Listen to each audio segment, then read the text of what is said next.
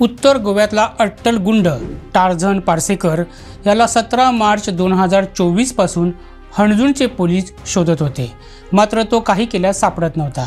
पण परवडीतील एका बिल्डरकडे त्यानं दर महिन्याला 5 लाखांची खंडणी मागितली आणि इथंच तो फसला। या प्रकरणी 9 जून 2025 रोजी तक्रार दाखल झाल्यानंतर परवरी पोलिसांनी अवघ्या 15 दिवसात त्याला पेडण्याच्या नानेरवाडा भागातून शोधून काढलं। टार्झन सोबत त्याचे साथीदार सागर पाटील आणि अनिश घाटवळ यांना देखील अटक करण्यात आली आहे। हणजूण पोलिसांसह न्यायालयांना हुलकावणी देणाऱ्या या टार्झनचा हा खास रिपोर्ट।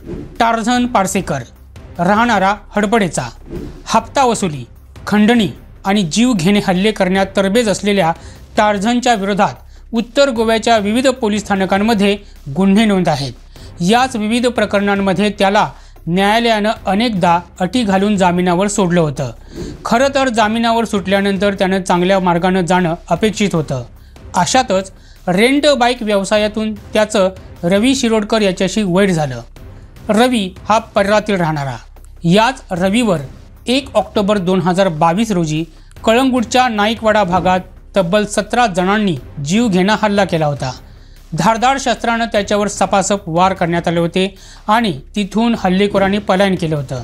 या प्रकरणी गुन्हा नोंद होताच हणजूण पोलिसांनी अवघ्या तासाभरातच टार्झनसह त्याच्या साथीदारांच्या मुसक्या आवळल्या होत्या।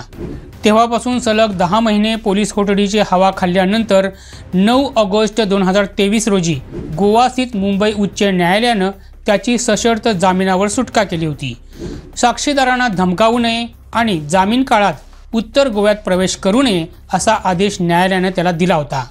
पण न्यायालयाच्या आदेशाला वाटाण्याच्या अक्षता लावत गुरुवार 4 जानेवारी 2024 रोजी संध्याकाळी 6 वाजण्याच्या सुमारास टार्झनच्या टोळीनं नागवामध्ये जाऊन रवी शिरोडकरच्या मित्रावर आणि त्याच्या 9 वर्षाच्या मुलावर जीवघेणा हल्ला केल्याचं समोर आलं।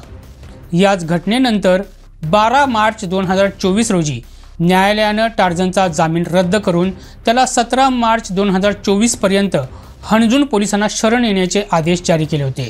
पण पोलीस आणि न्याय यंत्रणेला काडीचीही किंमत न देता तो फरार राहिला। हणजूण पोलीस 1.5 वर्ष त्याला शोधत होते, पण काही केल्या तो सापडत नव्हता। फरार झालेल्या याच टार्झननं 5 जून 2025 रोजी परवरीतील एका बांधकाम व्यावसायिकाकडे दर महिन्याला 1 लाख रुपये खंडणी देण्यासाठी धमकावलं होतं।